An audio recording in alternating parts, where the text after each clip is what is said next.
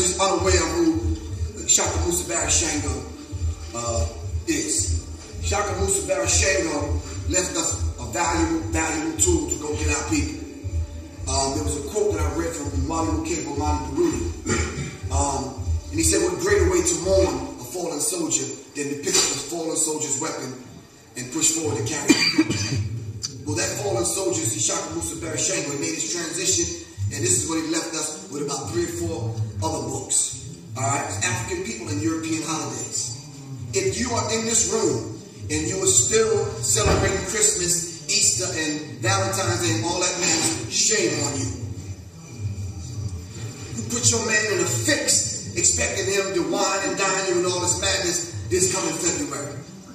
Stop the madness. Stop the blood clot crying. Stop the bullshit. Thank you. We need a couple of those. Stop it. See, you're emotionally tied to the holidays because that was your day off on the plantation. That shit to do with you. Absolutely nothing to do with you. African people and European holidays, the truth about the origin of the holidays. Once you read them, I guarantee it'll change your life.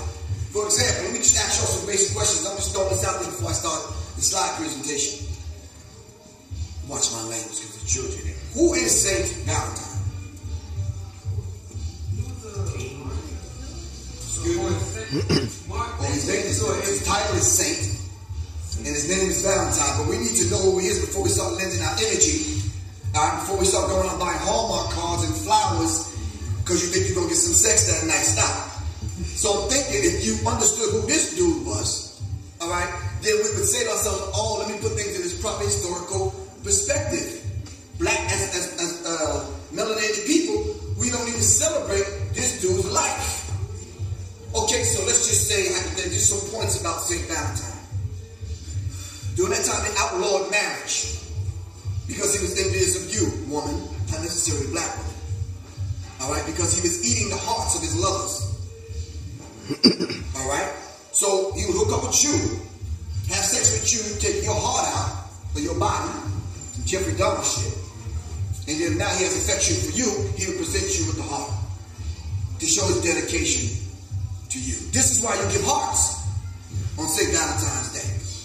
Now we know hearts are not shaped like this, right? We know that's not how a heart is shaped. But where did they get the image from? How is a heart shaped? Here and here, right? Guess where that image comes from? It comes from their homosexual agenda. If a man is standing in front of me and he bends down to give me oral sex, this is the shape of the buttocks that I see. This is why they create the shape of a heart. See, but if you knew this, you wouldn't do it. But you don't know this because you haven't read the fallen soldier's work that he left us. Shaka Musa Barashango. All right, I could do just a lecture on just the holidays alone. Just starting from the line that they told us about the first of the year, which is January, which is BS, because originally the first of the year was April. They moved it back for commercial reasons. And then the whole idea of this BS that y'all go through about, what's the other one, the Easter thing, with the rabbits and the, what the hell is that about? And what's the difference between the Playboy rabbit and the Easter bunny? Because bunnies don't lay eggs, do they? No, last time I checked, they didn't do that. So what's with the egg? What's the reason? Y'all don't be so quiet. Talk to me. It's a small little audience. We can build. Excuse me? The fertility gods. They're paying homage. Are you following me? So we have to understand these things. I'm just telling y'all to say this. Pull yourselves away from these holidays. You have to accompany the emotional umbilical cord. These holidays are not designed for us. And the worst ones happen at the coldest time of the year when they hit you with 3 or 4 in a row. Halloween, which, during Halloween, you dress up in the actual costume to scare off the dead that you done stole and robbed from because the dead are coming back to life to come and get back what's theirs. So you hide in your house and you put little scary things in the window, the jack-o'-lantern things, and you light it up to scare the dead off. And if they do manage to come into your house, you got to trick them or treat them. So you have to dress them also to scare the dead off and make them think that you're one of them. This is some sick shit. Oh, excuse me. This is some sick madness. This is sick. But hell, now you know. Let me catch your ass out there on Halloween. Anyway.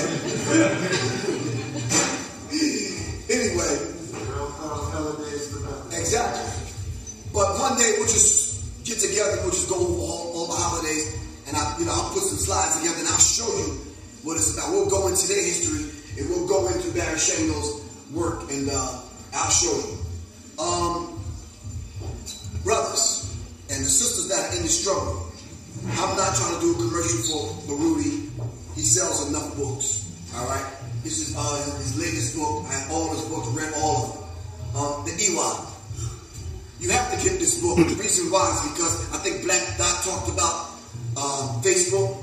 I often talk about the cyber thugs and the internet gangsters, banging on Facebook. This book needs to be installed in people's lives. It's the Iwa, and it talks about a warrior's character. What good is it that you know martial arts, right? But you go around beating up everybody. Are you following me?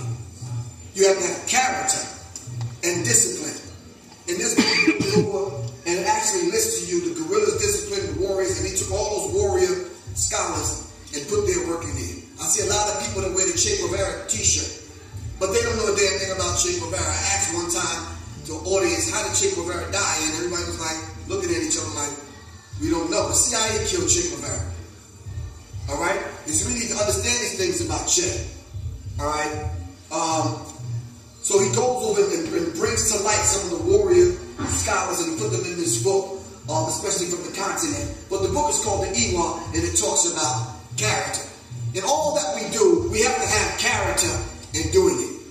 Because I could be this dynamic speaker doing the public enemy thing, performing in front of thousands of people, but when I come home and I see you on the West End at the fruit market, I'm treating you like shit. You understand what I'm saying? That's not cool. It's really not cool. My philosophy is this: no big I or little you. Alright? When I see you, regardless whether I know your name or not, I see the God in you, and that's my purpose, is to draw it out of you. Are you following me? I am because we are, therefore I am. I could be nothing without you. So the whole idea of having a VIP at a club, it irks my damn nerves. It's a fucking piece of rope that separates you from me. And that's supposed to mean something? Come on, talk to me. A few colored damn chairs? Are you following me? So this whole concept of just because I'm on TV and in the movies and thousands of people that admire me. No, we have to let that go. What did the minister say about the ego? We operate individuals having a wounded ego. Savages having a wounded ego. Unrepentant savage having a wounded ego. We're unrepentant. Don't care to apologize or give thanks to nobody but the self, which is selfish. And a lot of us have these wounded egos which we operate from. You understand what I'm saying? Dr. Francis Cress Walden said, you see an argument happen between two black people. Shortly after FUMF, they throwing blows. Because now the ego was wounded. Now I got to defend something that probably not even true. Are you following me? And what really kills me, I'm going to dive into the lecture after this point. This term, bitch, it really kills me because, let me ask you sisters, some brothers, just hold on for a second, right? Maybe y'all can help me out in case they start throwing punches at me. It's cool for y'all to call one another bitches in a friendly way, but it's not cool for a brother to say it. Can y'all help me with this before I move to my point? Or is it not cool, period? So if I kept calling you a tomato, and you knew that when I call you a tomato, at the height of my anger, it really means bitch, would you still get mad? Talk to me! Yeah. Excuse me?